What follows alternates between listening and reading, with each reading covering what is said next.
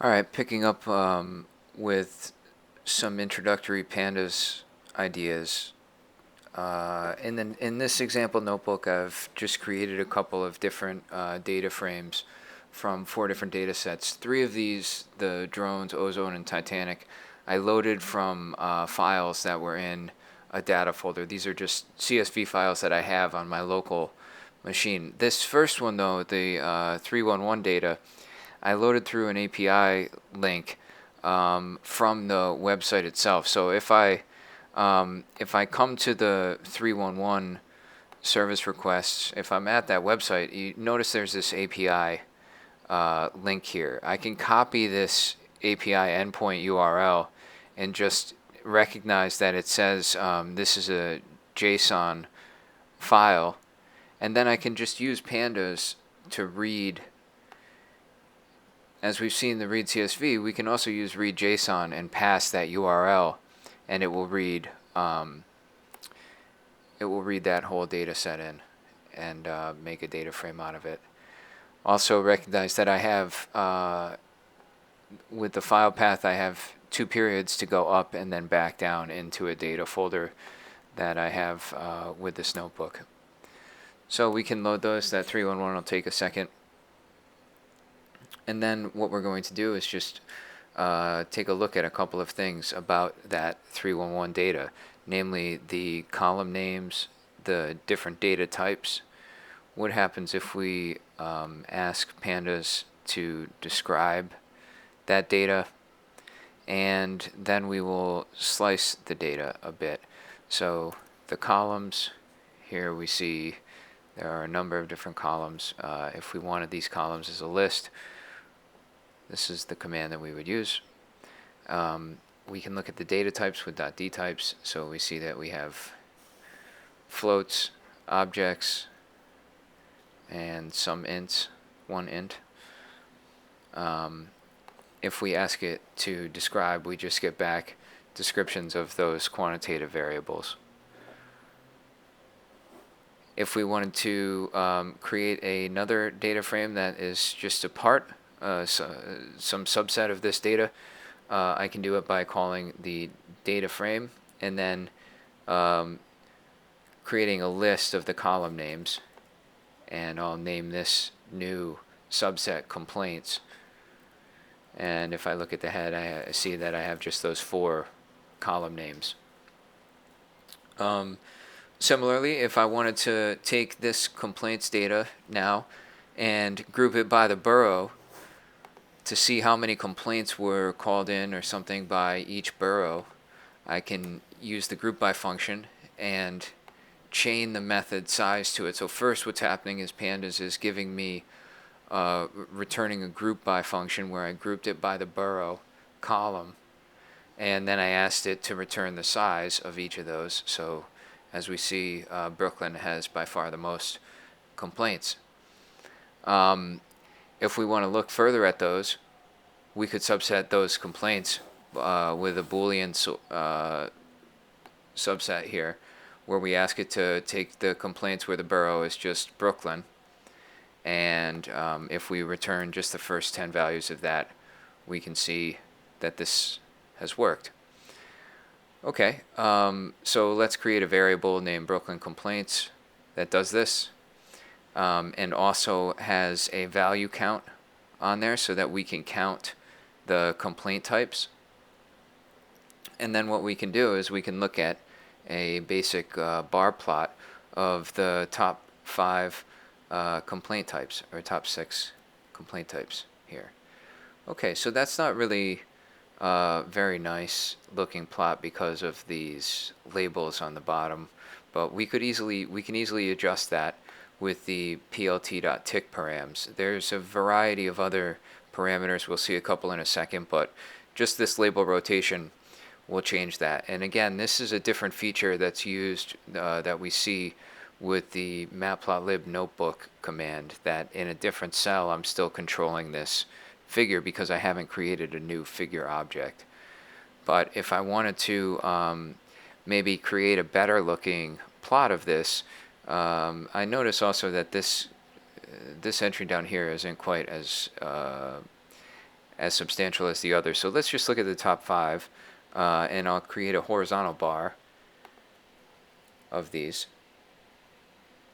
And again, I named my horizontal bars that this bar H plot, where the x values are the index, which I've made that those complaints would be the name of the complaint, and this is the first 5 values of those complaints, how many there were in the count. This BK complaint is a list of the complaints as the index, and a list of how many things were those complaints as the actual values. So, okay, this is okay, but I want to maybe change a couple more things about it. For example, maybe I want to add these labels to the plot itself. So I will create a list of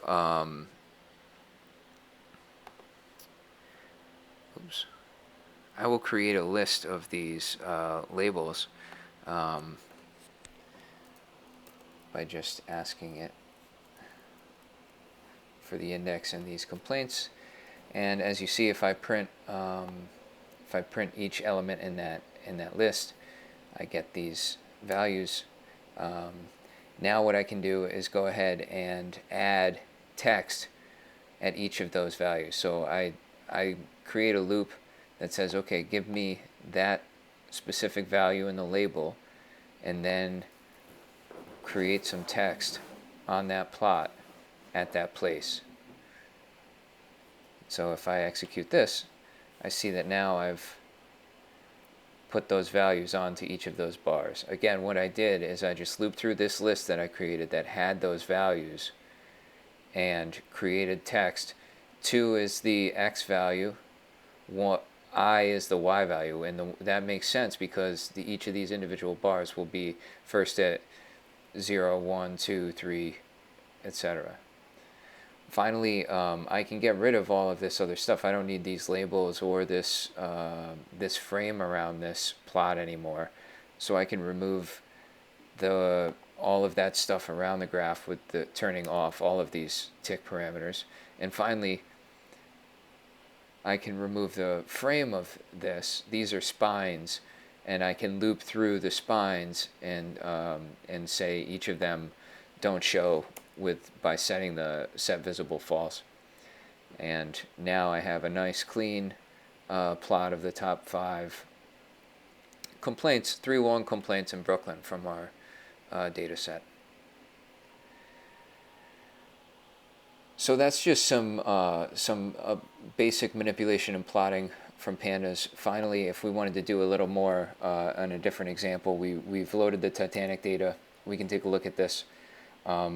If I wanted to subset this data and just see wherever the passenger class was equal to 3, again, this is how I can do that.